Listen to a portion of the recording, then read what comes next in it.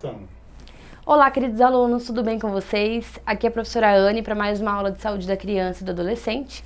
Daremos continuidade, então, para falar um pouco do que foi na aula passada sobre bactérias.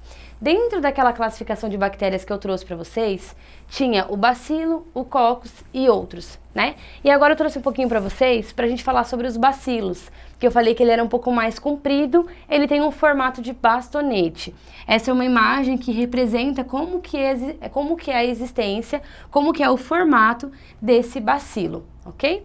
Ele tem algumas características principais. Dentre elas, são procariontes, ou seja, o material genético nos bacilos não é delimitado por uma membrana, não é delimitado por um núcleo, certo? Então, toda a bactéria que é procarionte, ela não tem núcleo. Os seres humanos têm células que têm núcleos, então nós somos eucariontes. Para vocês ficarem para que vocês possam entender melhor o que eu estou querendo falar, se na verdade tem uma dúvida, qual que é o meu, qual que é das células, das bactérias, se sempre lembrem, o que é eucarionte, eu tenho. O que é procarionte, eu não tenho. Então, o eu, sempre lembrem que é o que existe no nosso. E as nossas células têm um formato que existe um núcleo. E nas procariontes, esse núcleo não existe. São unicelulares, formados por apenas uma célula. Diferente de outros organismos também, que eles são formados por várias e várias células. Então, só para vocês conseguirem entender essa diferença entre o eucarionte e o procarionte. O eucarionte, vocês conseguem perceber que ele tem aqui um núcleo, um revestimento que recobre toda essa parte em que tem um material genético. Tem uma organização mais complexa, ele é formado por diversas estruturas, tá bom? Quando você pega uma procarionte, ela não tem um núcleo, ela fica aqui dentro, encapsulado, tem aqui o DNA ou RNA, certo? E aí, nesse momento, a gente consegue perceber que ela tem uma complexidade muito menor, se a gente comparar com uma célula que é eucarionte. Os bacilos são divididos, então, em dois tipos.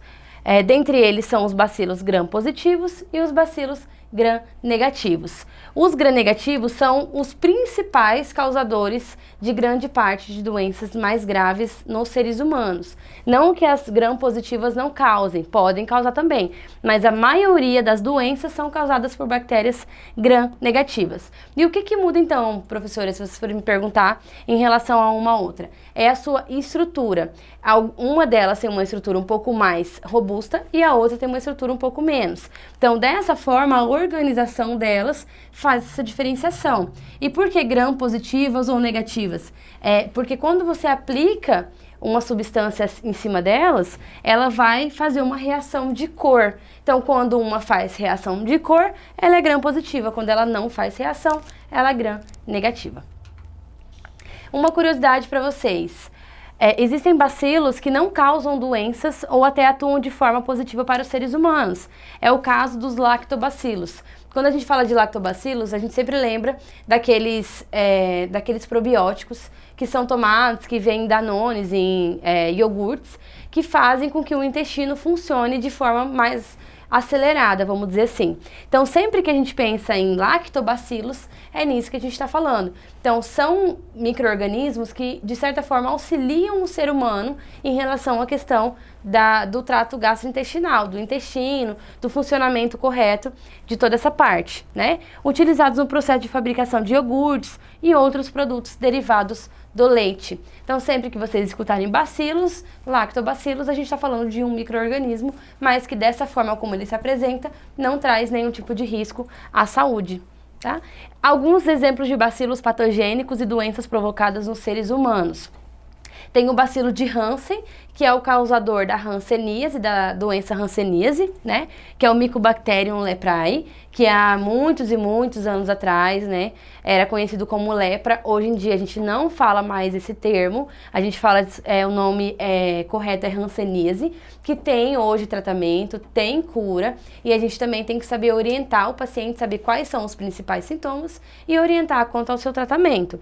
A Klebsiella pneumoniae, que é o causador da pneumonia, é o que a gente mais escuta falar no âmbito hospitalar, é a Klebsiella, sempre vocês vão escutar falar sobre isso.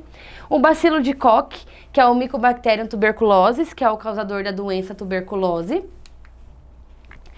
Yersinia pestis, que é o causador da peste bubônica e da peste pulmonar, que foi uma doença de muitos anos atrás, né, que acometeu muitas pessoas.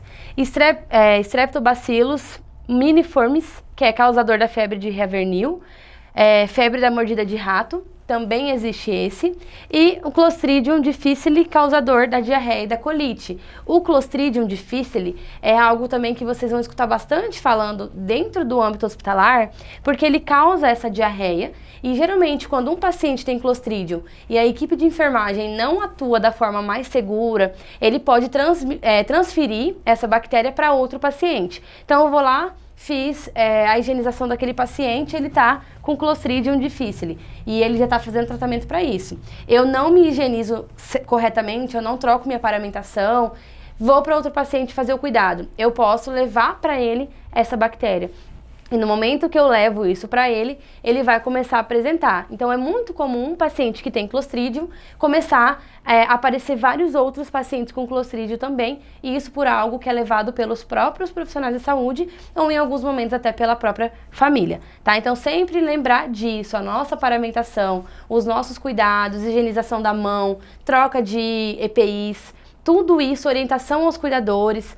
A limpeza do ambiente, que é feita geralmente por uma instituição terceirizada, precisam acontecer de forma efetiva para garantir que uma carga muito menor de bactérias, vírus e outros micro-organismos aconteça.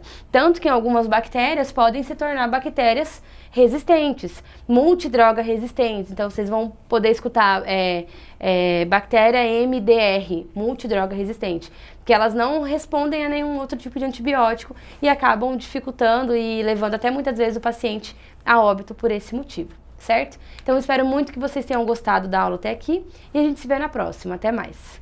Tchau, tchau.